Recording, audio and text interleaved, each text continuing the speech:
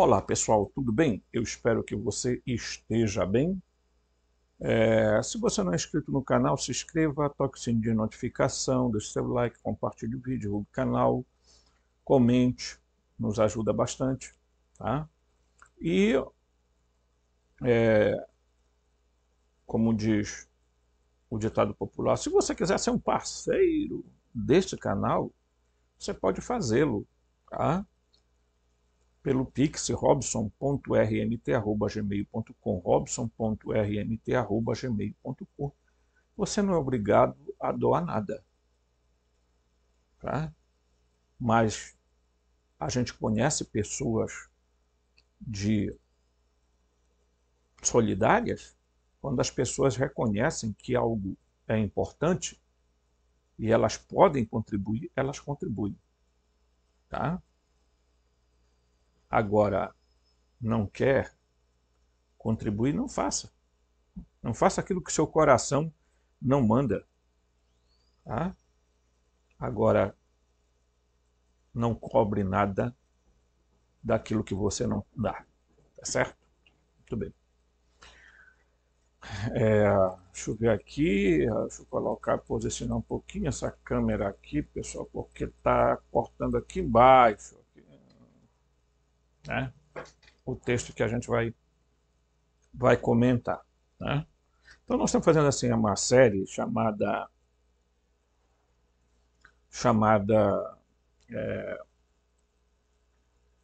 Criadores, né? Criadores, mitologia ou história, né? Acho que o grande desafio hoje na história da humanidade é descobrir de fato da onde, não é só descobrir o fato da onde nós viemos, mas de fato quem deu origem a nós,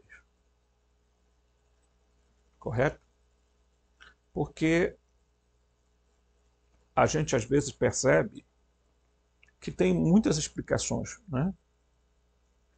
Quem são esses criadores? A Bíblia dizia, olha, os criadores são os Elohim,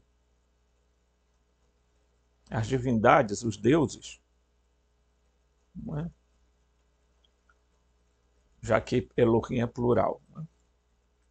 E mais particularmente, se acredita que quem criou foi o Javé, o Jeová, que é o criador da humanidade.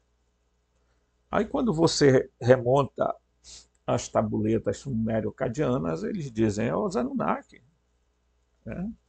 Que tinham dois personagens muito fortes, que eram o Enlil e o Enki. Quando você corre para os gnósticos dizem, olha, os criadores da humanidade são os arcontes, juntamente com o Demiurgo, correto? Então, desde sempre aqui nesse canal a gente vem falando de que nós precisamos entender primeiro quem nos criou, para depois a gente entender quem somos nós, porque essa busca de quem somos nós, sem entender antes como nós fomos criados, é a completa loucura, né, do mundo. Ok? Então, muito bem. Dito isso, deixa eu colocar algumas coisas que estão aqui atrás, no quadro, né? Para a gente tentar entender alguns princípios, porque tem pessoas que elas assistem o vídeo às vezes pela metade, aí elas acham que já entenderam tudo. Já entenderam, entendi, tá entendendo, tio Robson. A gente já entendeu, tio Robson, né? Inclusive alguns estão pedindo, faça live, tudo. Calma, pessoal. Tudo a seu devido tempo, tá?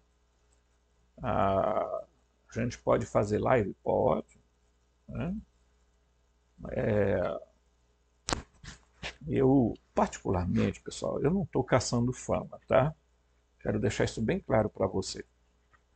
Eu vivo numa cidade pacata, sabe, num lugarzinho, né? Você lembra aquela música que diz assim, eu não troco a minha casa numa radinha de cipó, nananana, tá? Na hora, uma música assim do, né, daquelas que lembram a gente, né? Ou numa casinha de sapê, também fala sobre isso, né? E tem eu me lembro, né, que dizia o seguinte, né, que, deixa eu puxar um pouquinho aqui, posicionar um pouquinho, dizia o seguinte, que eu quero ter eu queria apenas ter na vida simplesmente um lugar de mato verde para plantar e para colher, ter uma casinha branca de varanda, um quintal e uma janela para ver o sol nascer. Não é isso. Ninguém aqui está. Eu não estou caçando fama de nada, sabe, pessoal? Eu já ajudei muita gente na minha cidade através dos meus estudos. Agora, chega um momento né, que a gente, claro, tem que. Né? E eu sempre fui um estudioso, alguém que pesquisa, tá? Então, às vezes as pessoas vêm aqui e dizem, já disseram, você usa muito texto, outros, você, entendeu? Então, se eu fosse seguir aqui padrões de pessoas, as pessoas nem sabem muito bem o que elas querem. Se elas querem ver texto, se elas querem ver figura, se ela quer ver um cara 1 hora de tempo falando na frente delas. Acho incrível isso, né? Mas a gente vai seguindo o padrão que a gente estabeleceu para o canal, né? Porque eu aqui não vou ficar fazendo achismo, né? Eu acho que a espiritualidade me falou e me contou tal coisa, né? Então eu vou dar uma girada também para cá, ok, olha, tá vendo como a câmera ela tá mal posicionada, né? Eu estou colocando aqui as coisas, gente, porque de fato a, a gente está usando a câmera ainda do Note, né? Então aqui assim, ó, ok? Aí você pega aqui, né? Você vai ver aqui, eu vou posicionando aqui devagarzinho, né? Porque para pegar o quadro todo, pessoal, a câmera ela tem que ter um ângulo muito, diríamos assim, bem expansivo. E é o que a gente ainda não tem, tá certo? Por exemplo, olha, aqui embaixo, olha, tem o texto, olha até onde vai o texto. Olha. E aí não consegue abarcar, ok? Não consegue abarcar tudo. Se eu aproximar muito, vai ficar esse corte aqui, tá? Na cabeça. Vocês estão entendendo? Né? Mas aí a gente vai trabalhando com o que a gente pode, tá certo? Ok? Então eu vou voltar para cá, ok? Aí, muito bem. Então, veja, eu coloquei aqui assim, ó. Deixa eu pegar aqui a caneta preta.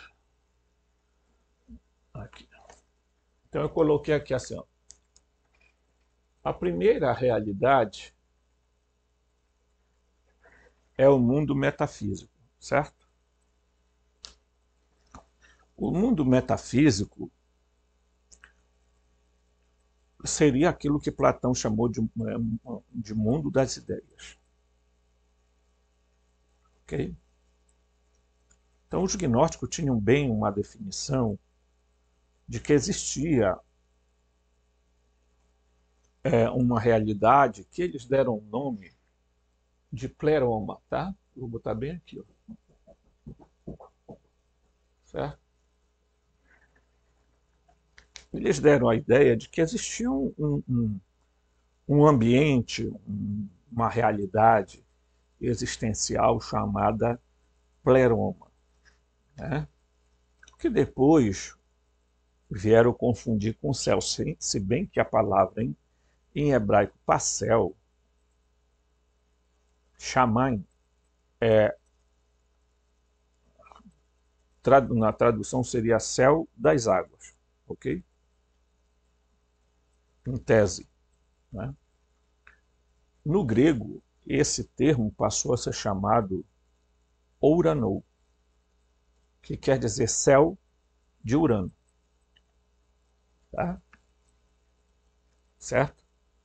Então, muitas vezes, a própria Bíblia, no Novo Testamento, que foi escrito em grego, e a Septuaginta também, né, que foi escrita em grego, foi a primeira versão da Bíblia no sentido de uma outra língua, foi a Septuaginta.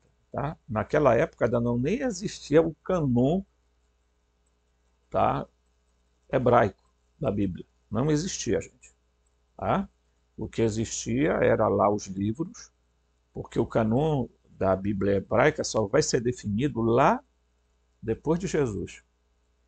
Então, portanto, provavelmente a Bíblia que Jesus lia, ou a Bíblia que Jesus tinha acesso, era a Bíblia grega. Por isso que é completamente uma besterol achar que Jesus falava só aramaico. Não, Jesus falava hebraico, aramaico, grego e provavelmente latim, porque eram as 4 línguas existentes naquela região ali. Ok? Certo? Deixa eu colocar aqui. Eu sempre mexo aqui, pessoal, porque é para não a tela não fechar. Né? Porque esse aplicativo, a tela fecha. Então, o pleroma era um mundo metafísico. E aí, qual é a natureza desse reino chamado pleroma? É a natureza fractal, ok? Os seres são fractais. Tá?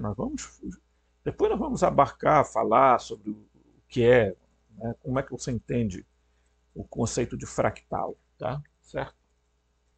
E aí, a gente pode colocar essa realidade fractal como sobrenatural ou espiritual, como alguns costumam chamar. Tá? Eu prefiro realmente usar o termo mais assim, sobrenatural do que espiritual, porque sobrenatural quer dizer aquilo que está sobre a natureza, acima da natureza. Tá? E espiritual dá uma noção de que há algo meio que místico, meio que, sei lá, entendeu? Então eu acho que o misticismo tem seu lugar, mas não deve ser, tá? Por isso eu não uso esse termo aqui, ó, espiritual aqui, ó, tá? Eu não gosto muito de usar esse termo pela completa deturpação que existe hoje. Então aqui no mundo metafísico existem as deidades, chamadas deidades primordiais, que são a família criadora, que pode ser uma tríade, ou, tá? Eu nem prefiro também não fazer esse desenho, mas esse aqui, tá? Ou uma tétrade. Dependendo da escola gnóstica, eles definiam ou uma tríade ou uma tétrade, tá? Certo? Então existia as deidades primordiais. Quem são as deidades primordiais, tio Robson? O Bitos, a Sija, que é a Babelu, né?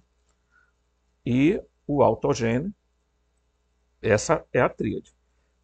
Se a gente acrescentar um outro, porque os valentinianos, na verdade, compunham uma Ogdoade, eram oitos, né? Eram 8. Né? Deuses primordiais, correto? Esses deuses eram aqueles que formavam o núcleo mais, diríamos assim, ok? Mais primário do pleroma, certo? E aí a gente chama de família criadora porque é um termo muito bacana, além de bonito, né? Eles representam a fonte, ok? Tá. Também no pleroma existem as divindades, ok? Certo? As divindades. Quais são as divindades? Tá? Os aeons primários, aqueles que vão surgir a partir das deidades primordiais, e os aeons secundários, que são aqueles que vão surgir dos aeons, das emanações dos aeons. Ok? Tio Robson, tá complicado, tio Robson, entender esse negócio aí. Não, não. Não é complicado entender, basta a gente, tá? Certo? Então, se você pegar bem aqui, tá? Aí tem as deidades, a divindade e os deuses. Porque esses seres aqui também são deuses, tá? Mas dentro desse conceito aqui, eu até vou tirar para não criar uma confusão, eu vou cortar bem aqui só para nível de compreensão, tá? Certo? Então a gente vai cortar bem aqui para separar essa área aqui, tá? Para você entender essa realidade, que é o reino da emanação, portanto, o mundo metafísico é o reino da emanação, tá bem aqui, ó, tá? O reino da emanação e é o reino do espírito. Espírito aqui é entendido, pessoal, como não como algo imaterial, tá? Não como algo etéreo, como algumas pessoas tentam abordar, né? Dentro desse mundo cheio de ideias espiritualistas que são um tanto quanto estapafúrdia e que não levam a pessoa a lugar nenhum, a não ser a ser enganado pelo que vem a seguir. Tá? Bem, aí nós temos, esse aqui é o primeiro plano, né, de existência. Tá? É aqui nesse lugar que está os antropos. Tá? Portanto, é no mundo metafísico que está os antropos, a humanidade. Ela surgiu lá. Ah, mas o tio Robson, ela surgiu lá, tio Robson. Foi. Né?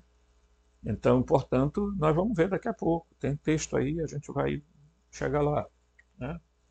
E aí a gente vem para uma outra realidade, tá?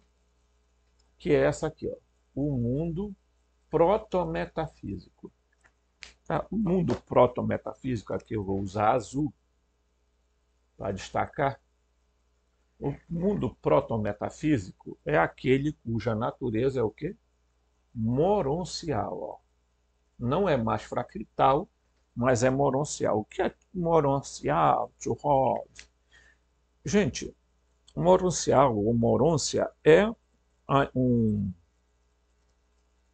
tipo de energia, matéria, que ainda não é conhecido pela humanidade.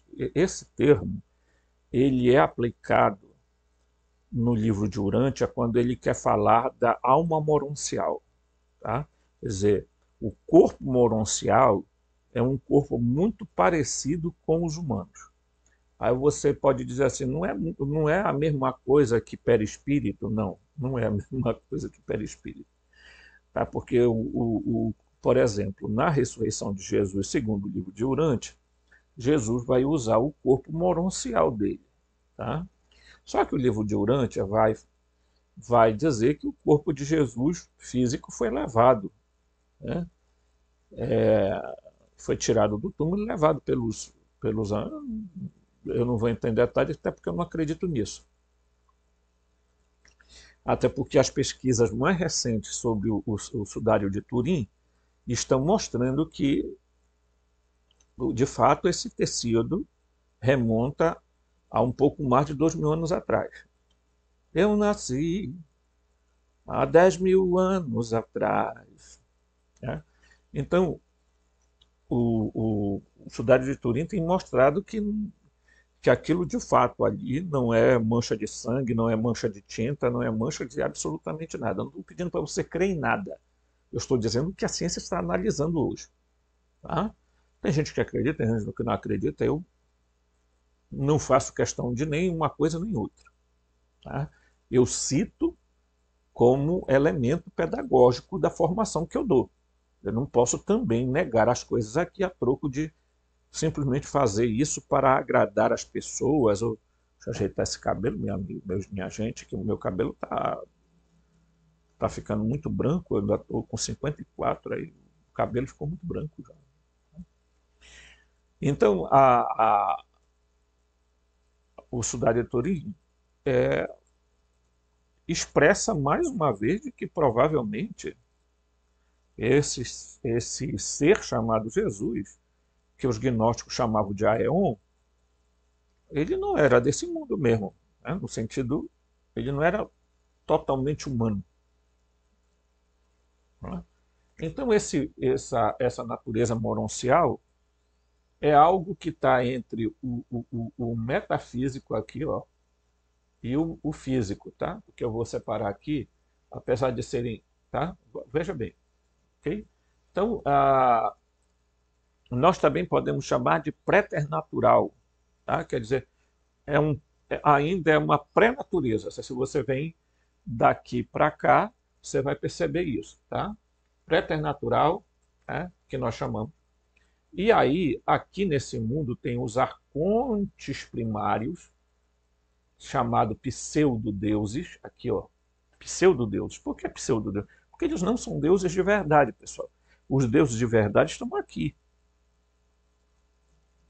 Ok? Certo?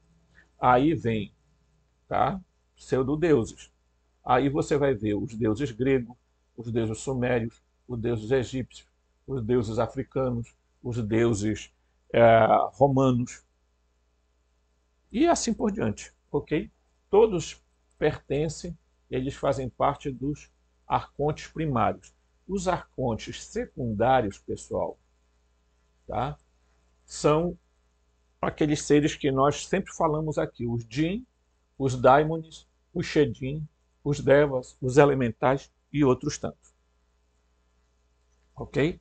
Esses seres são aqueles que, de fato, estiveram aqui na Terra e ainda estão até hoje, e eles foram os chamados de arcontes, tá? E nós vimos no vídeo anterior que eles são chamados de arcontes, mas eles têm dois tipos de arcontes, né? Os neonatal, né? Os neonatais, digamos assim, que são o chamado de abortivos, que se assemelham muito aos Greys, e os dragonianos, que se assemelham ao demiurgo, que tem cara de leão e corpo de serpente. Você imagina uma figura dessa? Ah, mas é tudo simbólico. Calma. A primeira leitura que você tem que fazer de qualquer documento é literal, não é simbólico. O simbólico só entra num segundo momento quando você vê que a literalidade daquele texto não é possível, tá? Dentro da sua ótica. Okay? Então, ler as coisas tudo simbolicamente, isso é o que sempre enganou a humanidade. Tá? Certo? Então, vejam que estão aqui os arcontes primários e os arcontes secundários. Tá? Aí, aqui é o mundo da criação e da formação. Tá bem aqui, ó. Ok? Que é o mundo da criação e da formação juntos aqui. Tá? Certo? E é o plano psíquico, almático. Então, aqui é o plano espírito, aqui é o plano psíquico. É o plano almático. Esses seres, na sua grande maioria, eles não têm espírito, pessoal, como os humanos. Ok? Tem uma diferença sistemática entre os humanos e esses seres. Certo? Ok? Muito bem. E tem, agora sim, nós chegamos ao terceiro momento, que é o mundo físico. Tá? que é o mundo da ação, que é o mundo do corpo. Está aqui, ó. Tá? Tá aqui embaixo porque a câmera não consegue pegar, tá, gente? Então aqui tem o mundo físico, a natureza é factual, tá? Bem aqui, corrigindo aqui que apagou, chamado de mundo natural. Esse aqui é o mundo natural, esse é o preternatural e esse é o sobrenatural, ok? E esse também é chamado de mundo material, ok? Aqui, ó, mundo material. E aqui estão, nessa realidade estão os humanos, nós humanos, propriamente dito, os meta-humanos, porque existem, e os supra-humanos. Tá? Que tem muita similaridade com esses seres aqui. Esses seres aqui são também de natureza supra-humana. E esse mundo da matéria, ele está ligado aos 5 elementos: éter, fogo, ar, água e terra. Ok? Estão ligados a esses 4 elementos e aos estados dos elementos. Tá? Então nós temos sólido, líquido, gasoso e plasmático. Tá? Então, essa nossa realidade é isso. Agora, o que é que acontece quando você entende essa divisão? Qual é a diferença dos humanos? É porque os humanos, pessoal, eles são a protossíntese. O que é a protossíntese? Os humanos, eles têm ali eles são, diríamos assim, a síntese de tudo. Nos humanos está o mundo sobrenatural, o mundo preternatural e o mundo natural, tudo junto. Então, portanto, tem um mundo metafísico, proto-metafísico e um mundo físico. Então, os seres humanos estão contidos. Diferente deles aqui, desses seres aqui do mundo proto-metafísico, os humanos detêm, né, uma capacidade extraordinária que, evidentemente, ainda precisa ser descoberta e precisa ser colocada em ação. Tá? Então, você não vai, de fato, alguns seres humanos, inclusive, nascem com habilidades, e isso, pessoal, às vezes decorre de alguns, digamos assim, de alguns processos. Por exemplo, mediunidade, pessoal, não é algo que antigamente tinha essa crença, né, que alguns nasciam com mediunidade, que Deus tinha dado esse dom para eles. Não. Mediunidade, pessoal, esse termo até é um pouco infantilizado. Essa capacidade sobrenatural do ser humano é inerente a ele. Ele existe em qualquer ser humano. A questão não é essa. A questão é que alguns desenvolvem isso. Tá? Veja, as pessoas que chegam nos centros espíritas, nos terreiros, em outros lugares por aí, eles não chegam dizendo que ouviram, que estão incorporando. Muitos deles são, passam por processos de treinamento. Ok? Aí você vai perguntar por quê? Bem, veja, quando os seres humanos permitem, o ser humano, assim, na sua ontologicamente falando, ele tem um organismo sobrenatural. Tá? Então ele tem ali o mundo do corpo físico, o mundo da alma, ou almático, certo? E tem um mundo chamado mundo do espírito. E nesse mundo do espírito, onde está a intuição e a consciência, ali existe um organismo sobrenatural. Assim como nós temos um organismo físico que nos faz viver aqui na Terra, veja, é esse organismo físico que nos permite viver aqui. Tá? esse corpo bioeletroquímico que nos permite viver aqui. Quando você deixa esse corpo bioeletroquímico, claro, se você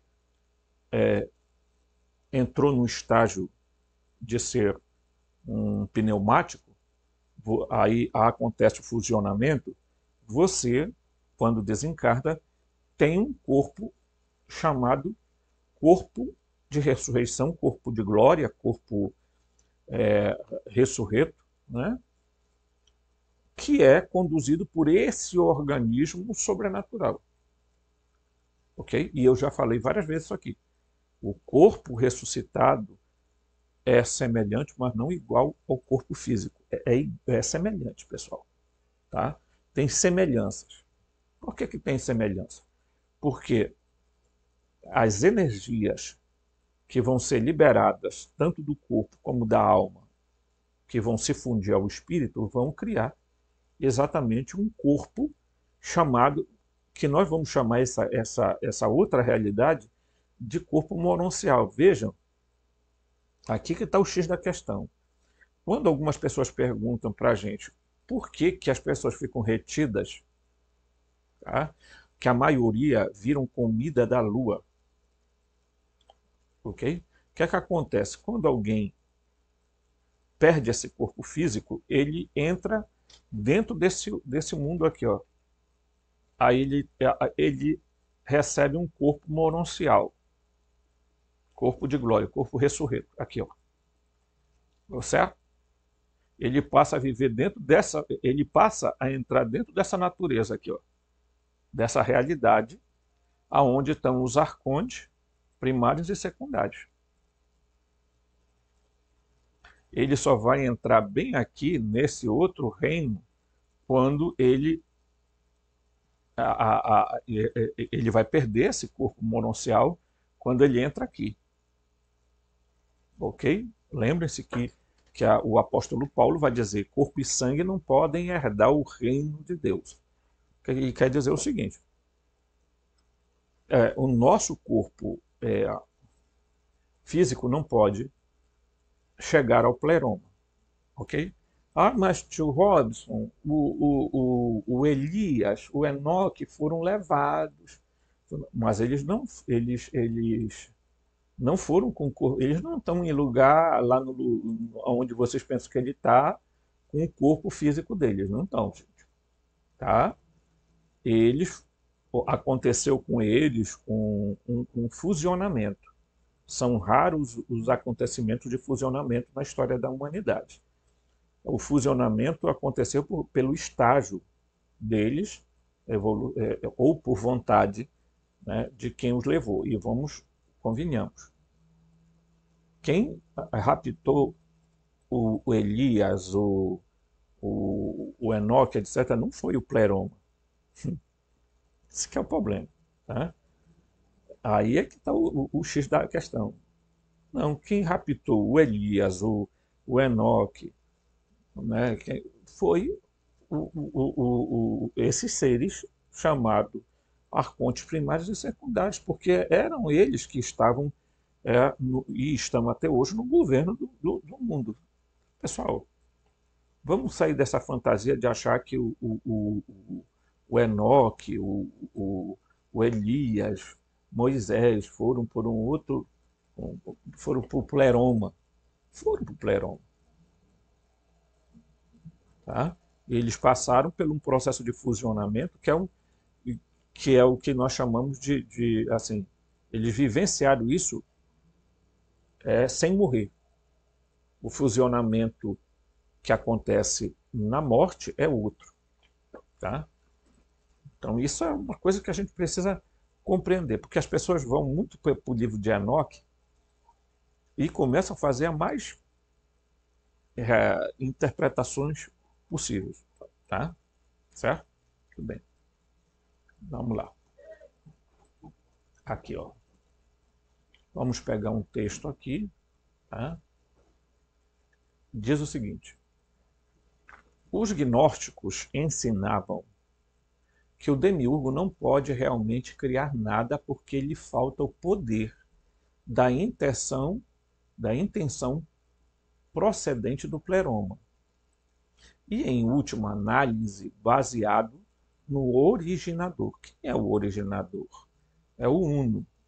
Então, o que é que o escritor está dizendo? Olha, o demiurgo, para os arcontes, o demiurgo e os arcontes, para os gnósticos, não tinham poder de criar nada. Por isso que a gente fala sempre aqui que a história contada na Bíblia do que os teólogos chamam de ex nihilo, quer dizer, criação do nada, não existe, só na cabeça de gente doida. Tá? Que o nada, de onde você tira um nada, vai surgir o quê? Você não tem nada lá.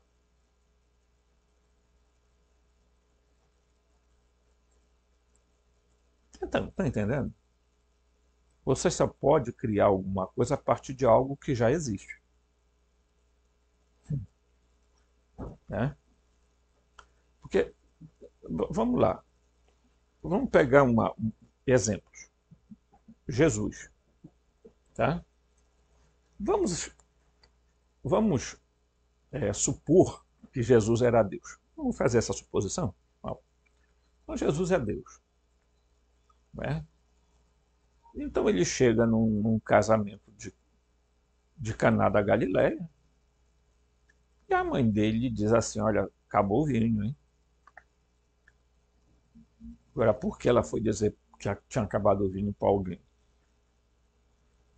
De quem era esse casamento, né? A lógica nos diz de quem é o casamento que está acontecendo, tá? Bem, Jesus, sendo Deus, ele poderia ter dito assim, bem, haja vinho. E aí o vinho brotava dos cântaros. Vinho brotando dos cântaros, não. Jesus disse assim, encham, tá? Encham os cântaros até a boca de água. Ele precisou de um elemento chamado água para criar o vinho. Agora vamos lá. E ele não disse assim, haja vinho. Não. Por sinal, ele só mandou os provadores beberem o líquido e disseram, isso aqui é o melhor vinho que nós já bebemos, sabe? Okay? Alguns querem ler isso aí simbolicamente. Eu entendo isso como uma tecnologia que era capaz de mudar a forma dos elementos. Bem, mas sigamos em frente. Né? Veja, quando Jesus foi multiplicar os pães e os peixes, ele poderia, sendo Deus, dizer, haja pão, haja leite, haja peixe, haja comida. Haja... Não foi isso que ele fez, não. Ele disse assim, o que é que tem? Diz aí, não, aqui só tem 5 pães e 2 peixes. E aí ele pegou aquilo e criou a possibilidade de multiplicação. Ah, mas é simbólico, tio Robson. Não é literal, tio Robson. Ora, por que não? Jesus, pessoal, vamos colocar isso na nossa cabecinha, nossa razão. Jesus, ele usava, tá? Ele tinha uma capacidade mental superior a 50%. Então, veja, um ser humano que tenha 50% da capacidade mental do cérebro, ele já consegue ter domínio sobre o corpo dele, domínio sobre os outros e domínio sobre a energia e a matéria. Então você achar que Jesus, gente, era um supra-humano, ok? Então, portanto, ele tinha mais de 50% do poder mental dele. Né? Quando você lê o documento que eu não gosto muito também, né, porque tem muito ali umas coisas meio estranhas, mas quando você lê as cartas de Cristo, você vê precisamente o que Jesus começou a desenvolver a capacidade cerebral dele a partir do momento ali que ele se batiza, vai para o deserto, ele começa a desenvolver um poder mental extraordinário. Então, ele desenvolveu o poder mental que era capaz de controlar o próprio corpo, controlar os outros, controlar a energia e a matéria. Então, gente, ele tinha controle sobre o próprio corpo dele. Ele podia ir e vir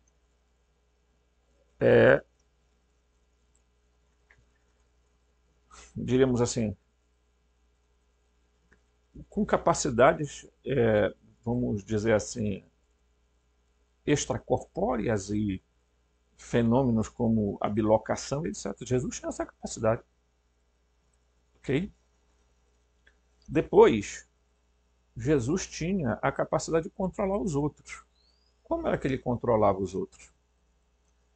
Todas as vezes que ele encontrava pessoas que estavam em estado de doenças profundas, de pessoas que estavam ali com parasitas mentais, ele tirava aqueles parasitas, ele tinha controle sobre. Portanto, ele andava sobre as águas, ele multiplicou pães e transformou água em vinho. Por quê? Porque ele tinha poder sobre a energia e a matéria.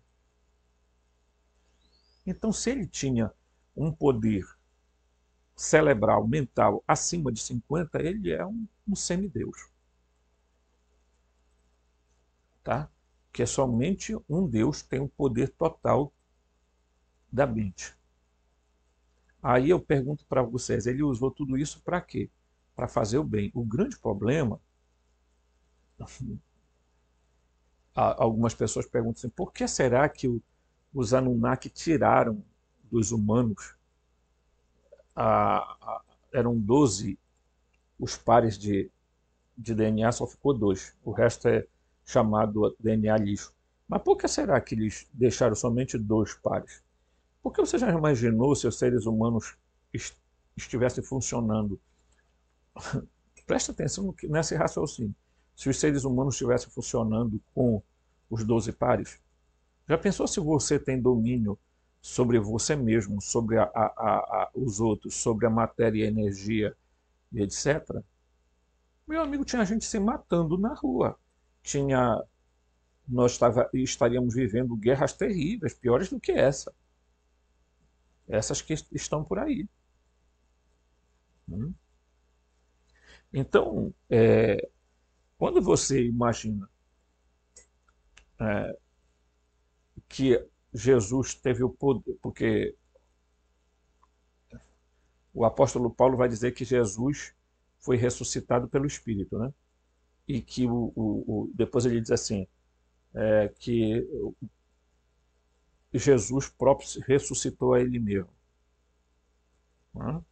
Você imagina o seguinte, um ser humano que tem o poder sobre o seu corpo, ele tem o poder de transformar, de transmutar o seu corpo, que é o que Jesus fez. A ressurreição é uma transmutação, é uma mudança, é uma transformação. Portanto, o corpo de Jesus passou para um estágio, né, em que o seu corpo físico foi engolido exatamente por esse poder mental, por esse poder espiritual, por esse poder chamado pleromático, aeônico, que estava nele. Tá? Que as pessoas chamam de Cristo. Ok? Então, os arcontes, eles não podem criar, o Demiurgo não podia criar nada. Por quê? Porque já existia. Veja, as tabuletas da Suméria dizem que os Anunnaki, quando chegaram na Terra, a Terra já existia, eles não criaram a Terra. Ok? Eles criaram supostamente os humanos. Supostamente. Porque isso tem que ser ainda muito questionado. Ok? Bem, mas aí a Bíblia vai dizer que esse Deus, chamado Jeová, Hashem, Yod-Heh Vav-Heh, criou a Terra, vai além, criou o universo, criou o cosmos, criou os humanos, criou o planeta Terra, o sistema solar e tudo.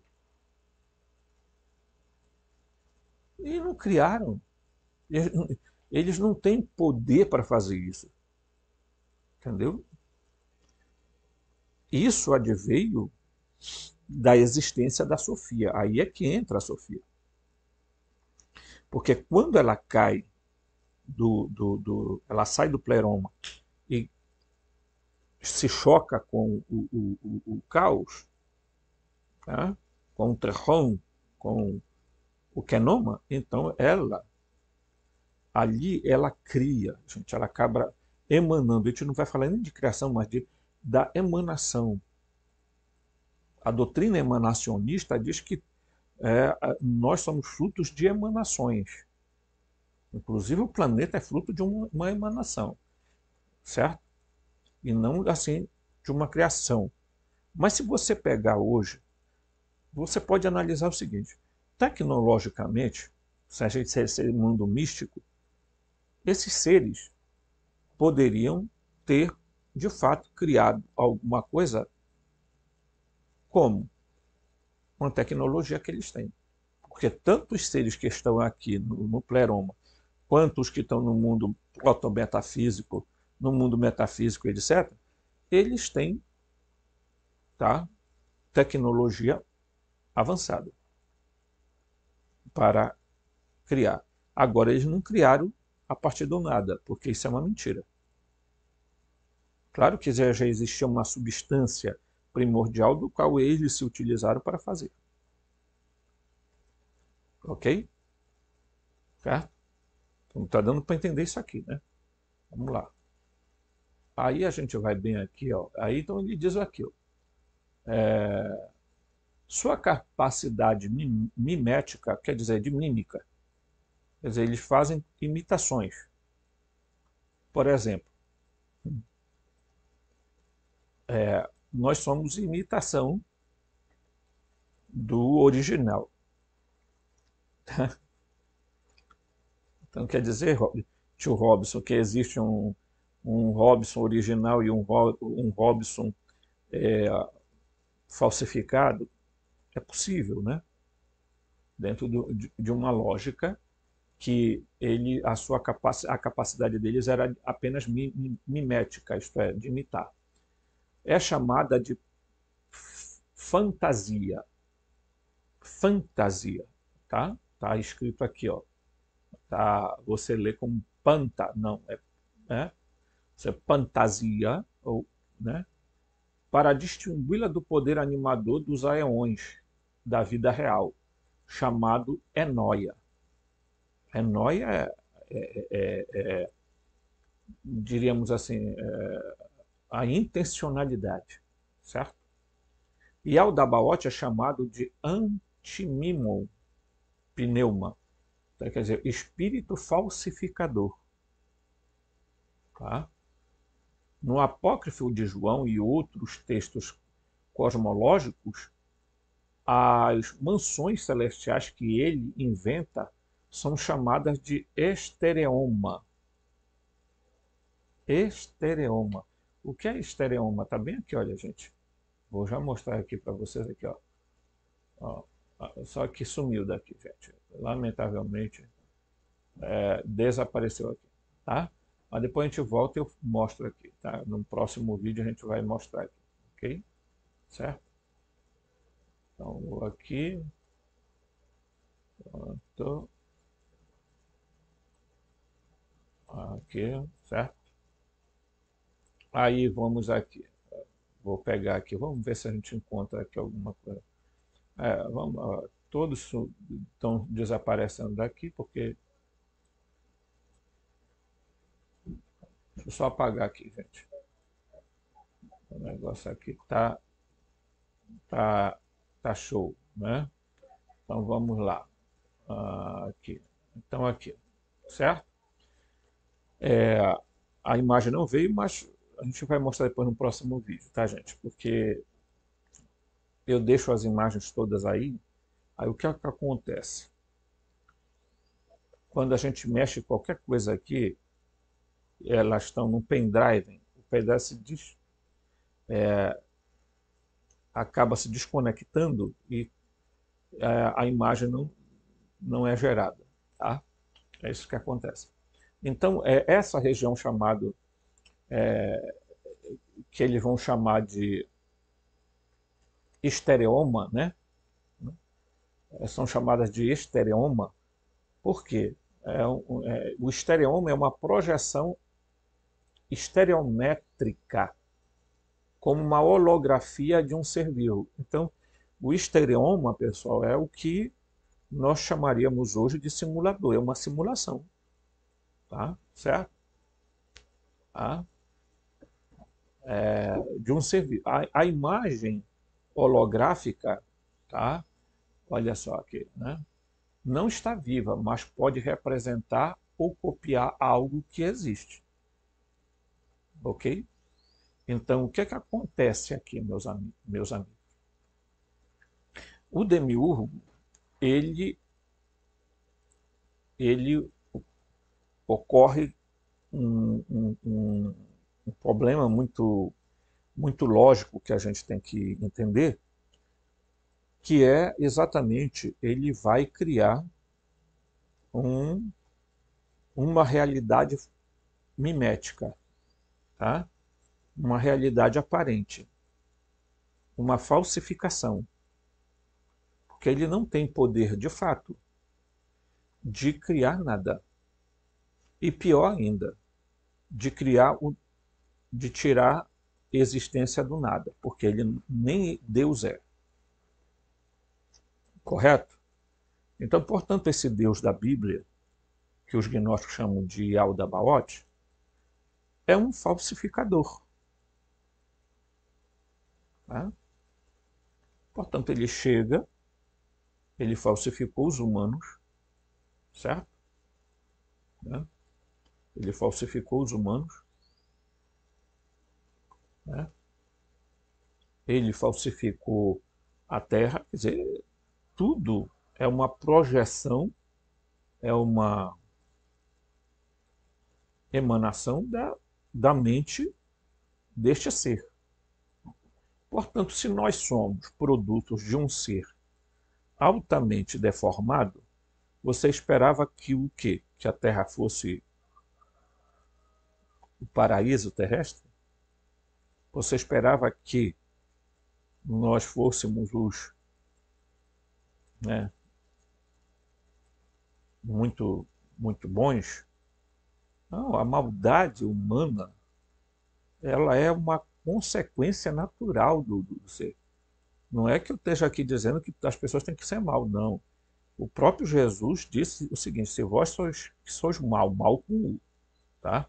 O mal com U é o oposto de bom. Mal com L é o oposto de bem. Ok? Mas tanto um quanto o outro, né, dá na mesma.